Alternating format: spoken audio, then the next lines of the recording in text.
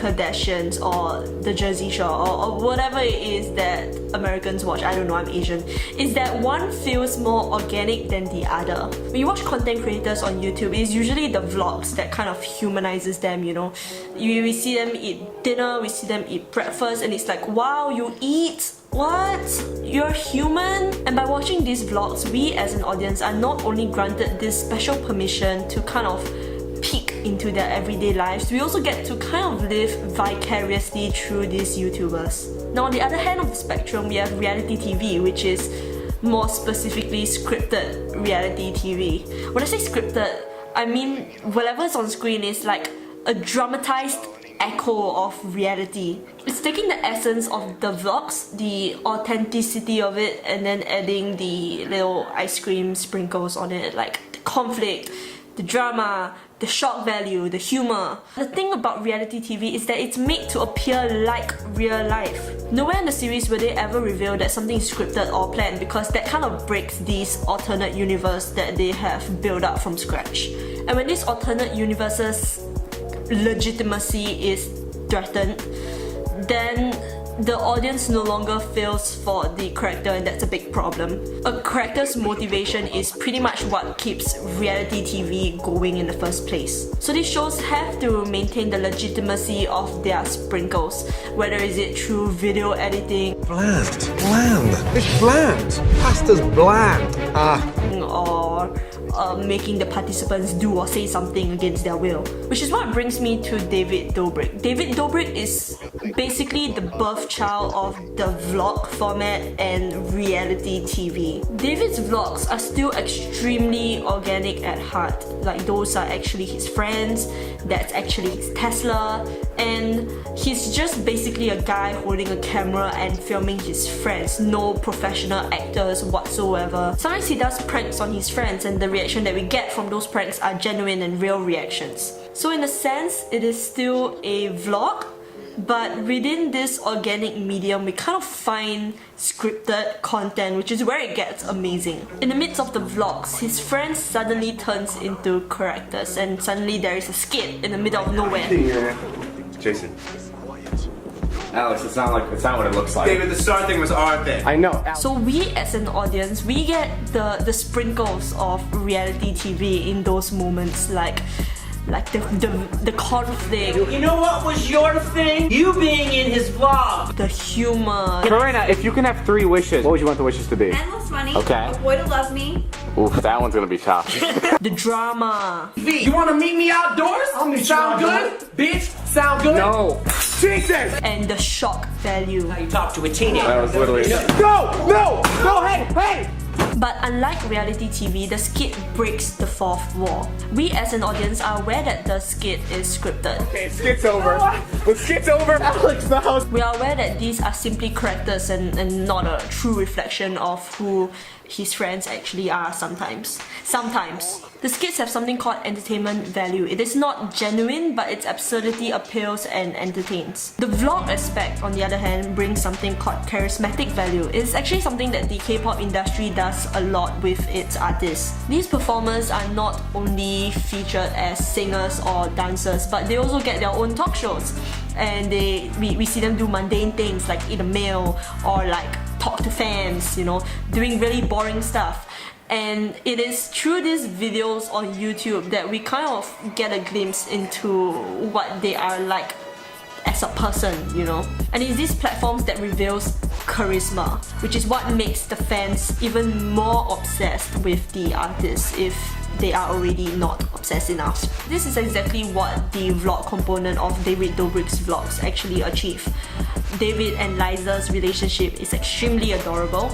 We see Jason being a responsible father figure when David got hurt. We see Alex breaking character because he didn't want to scare the guests. It is organic moments like this that make the people in David Dobrik's vlogs more likable despite the skits. We're not only watching the vlogs to be entertained by these characters, but we as an audience are also attracted to a kind of vitality that David's friends encompass. It's something that cannot be replicated, and it is why we return back to David's channel again and again to watch these people on screen. Now on to the structure of the vlogs. David's vlogs are technically not linear at all times. I mean, sometimes they are, but sometimes they're not. David cuts from one event to another, and these two events may or may not have any correlation whatsoever. The reason why this works so well is because of our attention span. Sometimes when you're watching a movie or a very long YouTube video, you catch yourself kind of zoning out a bit. This is your brain telling you, hey, there's not really much new information happening on screen, so I guess I can zone out and not pay attention.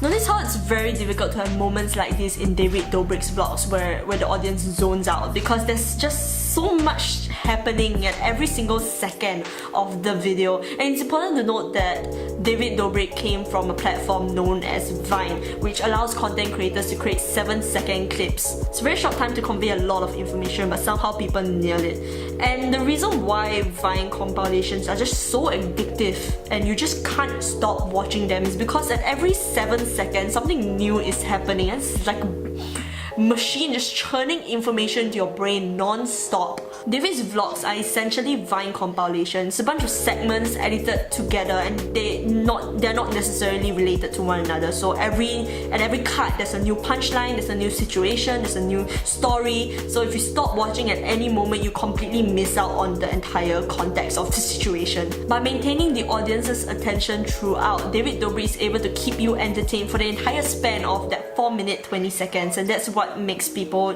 come back to watch more and more.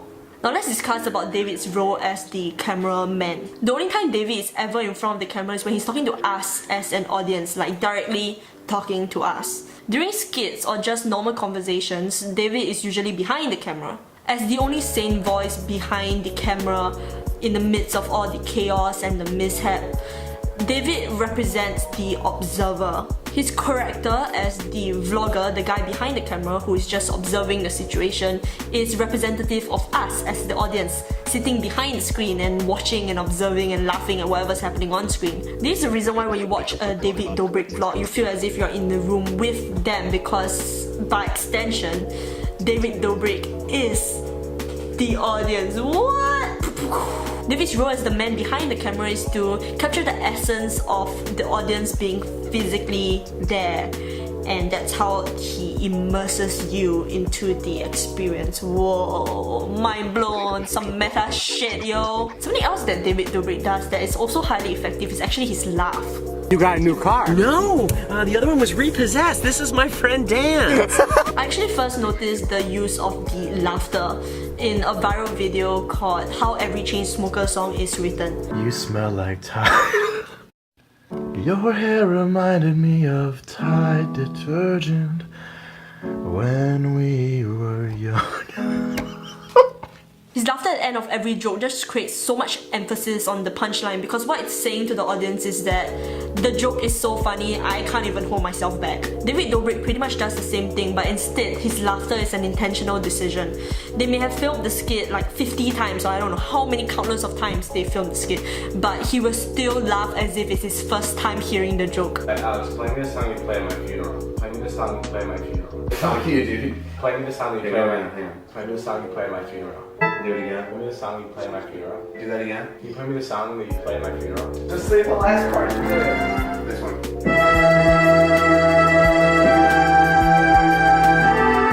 I'm gonna play the song at your funeral. This is the song you play at my funeral? This is the song I play at your funeral. Go for it.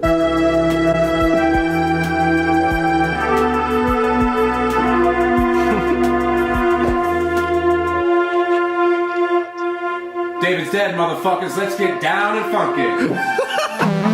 Now this laughter actually serves the same purpose as a laughing track. The laughing track exists because according to this guy, he said, I'm reading from the quote, "We're much more likely to laugh at something funny in the presence of other people."